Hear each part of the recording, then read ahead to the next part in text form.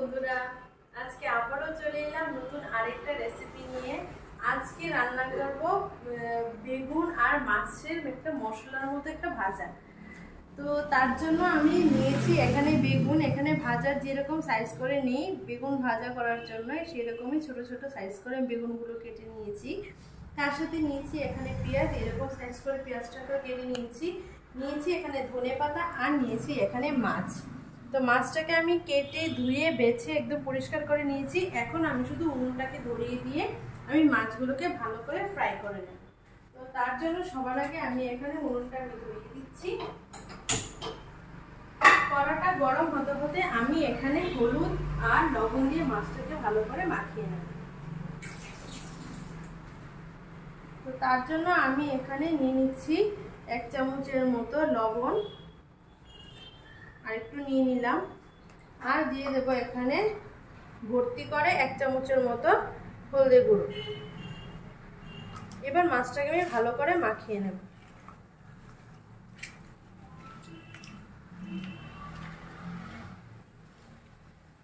মাছটা একটু নরম বলে একটু পাতলা একটু, তার জন্য মাছটাকে একটু ভালো করে ভাজতে হবে।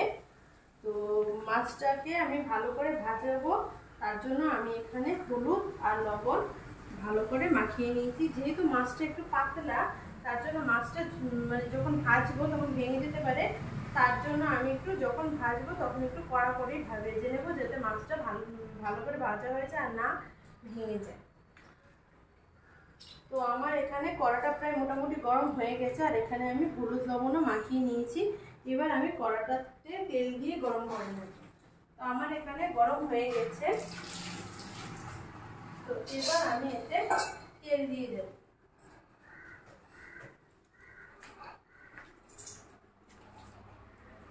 আমি এখানে একটু বেশি করেই তেল দিয়ে দিচ্ছি, যেহেতু আমি অনেকগুলো মাছ ভাজবো, তারপর বেগুনটাকেও ভালো করে ভেজে নেব, তার জন্য আমি এখানে অনেকটাই তেল দিয়ে দিয়েছি।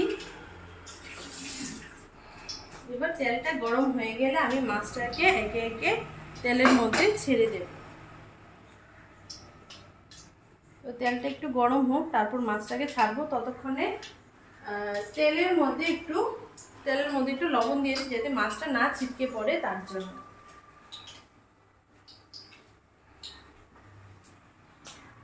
এবার মাছটাকে আমি একে একে দিয়ে দেব। এখানে আমি এবার মাছগুলো একে একে দিয়ে দিচ্ছি। আমি একটু বেশি করে দিয়ে দিচ্ছি, কিন্তু তেলটা বেশি গরম হয়নি, আর মাছগুলো ভাজতে একটু টাইম লাগবে, তার জন্য আমি এখানে 6-7টা করে মাছ দিয়ে দিয়েছি। এগুলো ভাজা হলে তারপর বাকি মাছগুলো একে একে ভাজবো।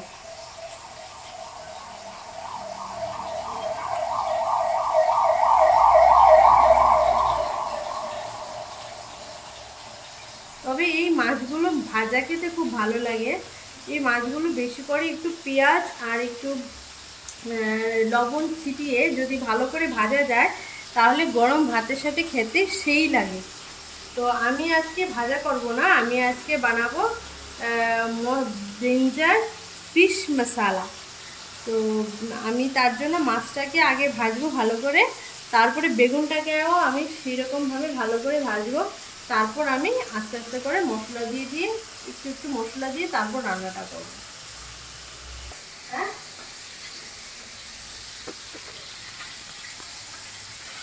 তো আমার এখানে সবকটা মাছ ভাজা হয়ে গেছে, এটা লাস্ট। তো আমি সবকটা মাছ ভেজে নিয়েছি। যেহেতু আমার সবকটা মাছ ভাজা কমপ্লিট, এবার আমি এই মাছগুলো লাস্ট দিয়েছি, এগুলো আমি তুলে নেব। তুলে তারপর আমি এতে বাকি বেগুনগুলো দিয়ে দেব। আমি মাছগুলো ভাজা হয়ে গেছে, আমি সবকটা মাছটা তুলে নিচ্ছি। এখানে আমার সব মাছ ভাজা কমপ্লিট। এবার আমি এতে দিয়ে দেব কাটা বেগুনগুলো। তার আগে আমি এখানে পেঁয়াজটা দিয়ে দিচ্ছি। এখানে আমি 3টে পেঁয়াজ কেটেছি, আমি সবকটা পেঁয়াজ এখানে দিয়ে দিচ্ছি।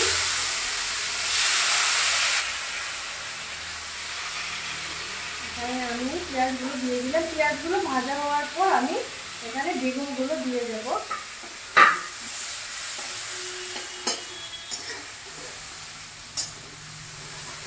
পেঁয়াজটাকে একটু ভালো করে লাল লাল করে ভেজে নিতে হবে। ভালো করে পেঁয়াজটাকে ভেজে তারপর আমি এখানে বেগুনগুলো দেবো। তো পেঁয়াজটাকে আগে ভালো করে ভাজতে হবে। আমি যেহেতু অনেকগুলো মাছ ভেজেছি তার জন্য আমি মাছগুলো ভেজে আপনাদের সাথে এসেছি। যেহেতু অনেকগুলো মাছ অনেকটা টাইম লেগে যাবে, তো তার জন্য আর বেকার টাইম কারোরই নষ্ট করলাম না। আমি সবকটা মাছ ভেজেই তারপর আমি এখানে কড়াইতে দিয়ে দিলাম পেঁয়াজগুলো। এবার পেঁয়াজগুলো ভালো করে একটু ভেজে নেব। এখানে আপনারা চাইলে সর্ষের তেল দিয়েও ভাজতে পারেন, আমি এখানে সাদা তেল দিয়ে ভাজছি। তো পেঁয়াজটা ভেজে তারপর আমি আবার আসছি। তো আমার এখানে পেঁয়াজ ভাজা হয়ে গেছে। এবার আমি এখানে দিয়ে দেবো কাটা বেগুনগুলো। এখানে আমি 4টে বেগুন নিয়েছি, তো আমি এখানে সবকটা বেগুন দিয়ে দিচ্ছি। আপনারা চাইলে আপনাদের পরিমাণ অনুযায়ী নেবেন, আমি যতটা নিয়েছি সেটা নিতে হবে এরকম না। তো আমি এবার বেগুনটাকে একটু ভালো করে পেঁয়াজের সাথে ভেজে নেব। তো তার জন্য আমি এখানে দিয়ে দেব লবণ আর হলদে। এখানে আমি দিয়ে দিচ্ছি হলদে 1/2 চামচের মতো, আর এখানে দিয়ে দেব লবণ আমি 1/2 স্পুনের মতো, 1/2 চামচ লবণ আমি দিয়ে দিলাম। যেহেতু আমার মাছের মধ্যে তেলে কিছুটা লবণ দিয়েছিলাম, তো এখানে আর বেশি লবণ আশা করি লাগবে না। তো তাও বেগুনটা ভাজার জন্য আমি একটু লবণ দিয়ে দিলাম, না হলে তো বেগুনটাকে ভালো করে ভাজতে পারবো না। তো এবার আমি পেঁয়াজের সাথে বেগুনটাকে ভালো করে একটু ভেজে নেব। একদম যেরকম ভাজা আমরা খাই বেগুনের, ঠিক সেরকম করে ভাজতে হবে। একদম হালকা ভাজলে হবে না, একদম খুব ভালো করে ভেজে নিতে হবে, যাতে বেগুনটা একদম পেঁয়াজের সাথে মিশে থাকে, সেরকম ভাবে ভাজতে হবে। তো আমি একটু এইভাবে একটু প্রথমে ভেজে নেব, তারপর একটু সামান্য পরিমাণে জল অ্যাড করবো শুধু বেগুনটা সেদ্ধ হওয়ার জন্য। তো একটু এইভাবে বেগুনটাকে একটু নাড়িয়ে দিতে হবে। কিন্তু আমি এখানে কিন্তু এখন মশলাটা আমি দেবো না। যখন বেগুনটা একটু ভাজা হয়ে যাবে, একটু লালচে বাদামি কালার হয়ে যাবে, তখন আমি এখানে একটু জল দেবো, দিয়ে তারপর আমি মশলাগুলো দেবো। কিন্তু এখন আমি মশলাটা দেবো না, যদি এখন মশলাটা দিয়ে দিই তাহলে বেগুনগুলো তেলের মধ্যে ভাজা তো হবেই না, আর জ্বলে যাবে। তার জন্য বেগুনটাকে আগে ভালো করে ভেজে নেব পেঁয়াজের সাথে, তারপর গিয়ে আমি একটু জল আর মশলাগুলো দেবো।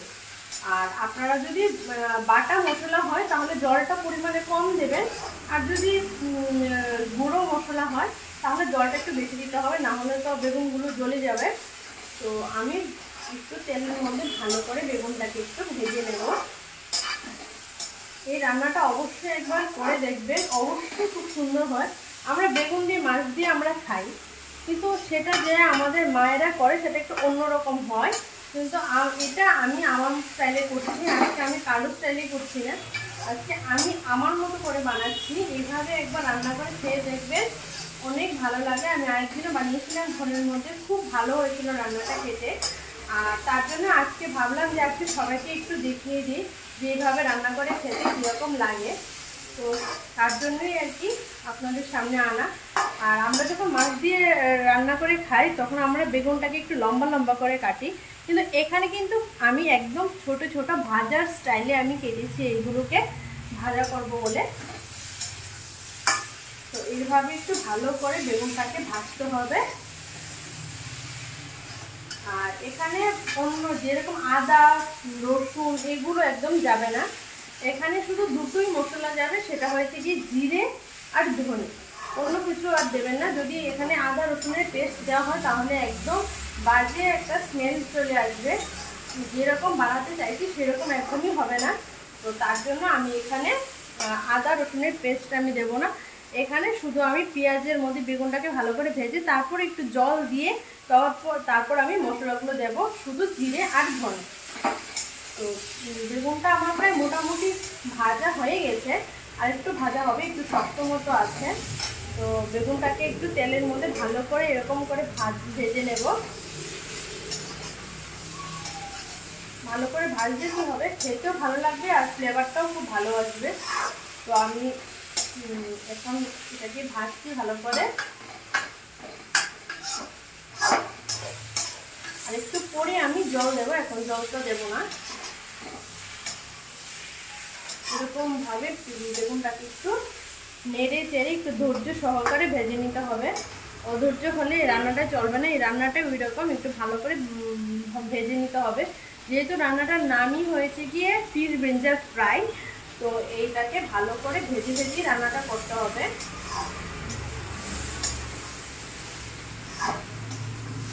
এরকম ভাবে আমি উল্টে পাল্টে বেগুনটাকে ভালো করে ভেজে নিচ্ছি। দেখতেই পাচ্ছেন বেগুনগুলো কিন্তু হালকা কিন্তু বাদামি কালার চলে এসছে, আর একটু হবে। যতক্ষণ না মানে কড়ার নিচে হালকা হালকা ধরে যাচ্ছে ততক্ষণ পর্যন্ত বেগুনটাকে একটু ভালো করে ভেজে নিতে হবে। যখন বেগুনটা ভালো করে ভাজা হয়ে যাবে তখন একটু কড়াটা নিচে দিয়ে একটু ধরে যাবে, তখন বুঝতে হবে বেগুনটা ভালো করে ভাজা হয়ে গেছে। আর যেহেতু বেগুনের গায়ে জল থাকে তার জন্য বেশিক্ষণ লাগে না ভাজা হতে, এমনিতেই ভাজা হয়ে যাবে। তো বেশি জলেরও প্রয়োজন হবে না। বেগুনের গায়ে জল থাকে, ঝিঙের গায়েতেও জল থাকে, তো আমরা তো জানি। তো বেগুনের গায়ে যেহেতু একটু পরিমাণে জল থাকে, তো তার জন্য বেগুনের মধ্যে এখন জল না দিলেও হবে, এমনিতে একটু সেদ্ধ ভাজা হয়ে যাবে।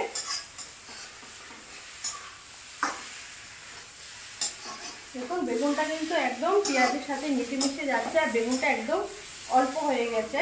যেরকম দেখুন বেগুনটা কিন্তু মোটামুটি সেদ্ধ কিন্তু হয়ে গেছে। তো এরকম ভাবে ধৈর্য ধরে একটু ভাজতে হবে।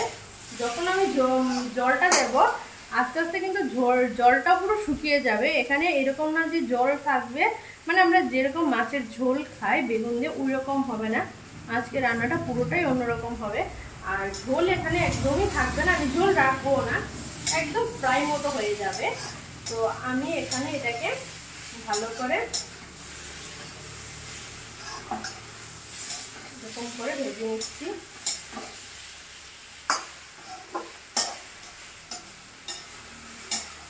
দেখুন বেগুনটা খুব সুন্দর সেদ্ধ হয়ে গেছে, মানে বেগুনটা ভাজা হয়ে গেছে বলতে গেলে। তো এবার আমি এখানে দেব সামান্য পরিমাণে একটু জল আর একটু মশলা দেব। তো আমি এখানে দিয়ে দিচ্ছি একটু জল, বেশি না, একদম অল্প পরিমাণে জল দিতে হবে। বাস, আর এখানে জল দেব না। এখানে আমি হাফ কাপের মতো জল দিয়েছি, এখানে আর আমি জল দেবো না। এবার আমি এখানে দিয়ে দেবো মশলাগুলো। তো এখানে আমি দিয়ে দিচ্ছি প্রথমে 1 চামচের মতো জিরে গুঁড়ো আর 1 চামচের মতো ধনে গুঁড়ো, বাস। আর এতে একটু লঙ্কার গুঁড়ো দিয়ে দেবো, আর কিছু আমি এতে দেবো না।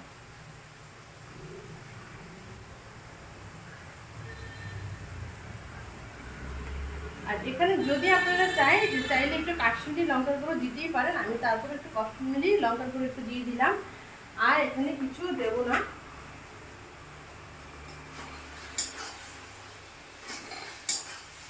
এবার ভালো করে মশলাটাকে এভাবে একটু কষিয়ে নিতে হবে।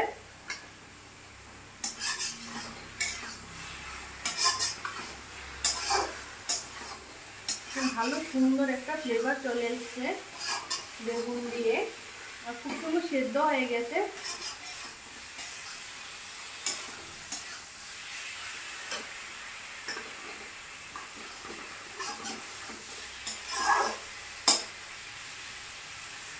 বেগুনটাকে এভাবে একটু মেলে দিতে হবে যাতে বেগুন থেকে জলটা ছেড়ে মশলাটা ভালো করে কষিয়ে যায়।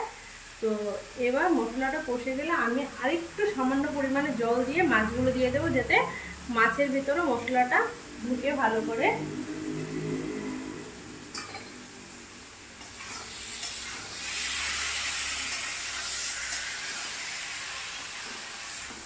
এখন খুব সুন্দর করে বেগুনের সাথে মশলাটা মাখিয়ে গেছে। এবার আমি মাছ আমার যতটা আমি দিয়ে দেবো মাছ। তো আমি এবার এখানে একটু সামান্য পরিমাণে জল দিয়ে দিচ্ছি। এর উপরে দিয়ে দেব মাছ আর ধনেপাতা। এখানে আমি মাছ আর ধনেপাতাটা দিয়ে দিলাম। এবার আমি এটাকে একটু নাড়িয়ে আমি ঢেকে রেখে দেবো। এখন এটাকে আমি আর খুলবো না, না হলে রান্নাটা হবে না। মাছগুলোকে একটু এরকম করে হালকা হাতে মাছগুলোকে একটু তলায় দিয়ে দিতে হবে, বেগুনগুলোকে একটু উপরে উঠিয়ে দিতে হবে, আর ধনে পাতাগুলোকে এইভাবে একটু ঘুরিয়ে ঘুরিয়ে একটু ঝোলের সাথে মিশিয়ে নিতে হবে। তারপর আমি এটাকে ঢেকে দিয়ে দেব। এটাকে এখন করবো না, একটু পরে যখন ভালো করে ঝোলটা শুকিয়ে যাবে তখন আমি এটাকে খুলবো, না হলে ফ্লেভারটা এখন এতে থাকবে না, পুড়ে যাবে। বাস এটাকে আমি এবার একটু ঢেকে রেখে দেব। তো আমার এখন রান্নাটা হয়ে গেছে, এবার আমি ঢাকনাটাকে তুলে নেব। আমি ঢাকনাটা তুলে নিয়েছি, আর দেখুন খুব সুন্দরভাবে শুকিয়ে গেছে, আর বেগুন আর মাছটাও খুব সুন্দর মিশে গেছে। দেখুন নিচে দিয়েও কিন্তু হালকা হালকা ধরে দেওয়ার মতো হয়ে গেছে, মানে রান্নাটা হয়ে গেছে। আমি ওইভাবেই বলেছিলাম যে রান্নাটা একদম পুরো মশলা ফ্রাই হবে। তো বেগুনের গায়ে দিয়ে যেহেতু একটু পরিমাণে জল উঠে, তো তার জন্য এটা এইরকম একটু ভেজা ভেজা থাকবে, পুরোটা একদম শুকিয়ে যাবে তা না। আপনারা চাইলে অন্য মাছ দিয়ে করতে পারেন, তবে ছোট মাছ দিয়ে এই রান্নাটা করলে খুব ভালো হবে খেতে। আর ছোট মাছ দিয়ে বেগুন এইভাবে রান্না করলেই ভালো লাগে, সেটা আমরা সবাই জানি যারা মাছ প্রেমী, মাছ খেতে পছন্দ করে। আর আমরা বাঙালিরা তো মাছ খেতে খুবই পছন্দ করি, মাছ ছাড়া আমাদের চলেই না। তো আমার রান্নাটা কিন্তু এখানে পুরো কমপ্লিট হয়ে গেছে। তো এইভাবে একবার রান্না করে আপনারা দেখবেন, অবশ্যই খুব ভালো লাগে এবং দুর্দান্ত লাগে খেতে। তো আজকের জন্য এই পর্যন্তই, আবার দেখা হচ্ছে নতুন আরেকটা ভিডিও নিয়ে। আজকের জন্য টাটা।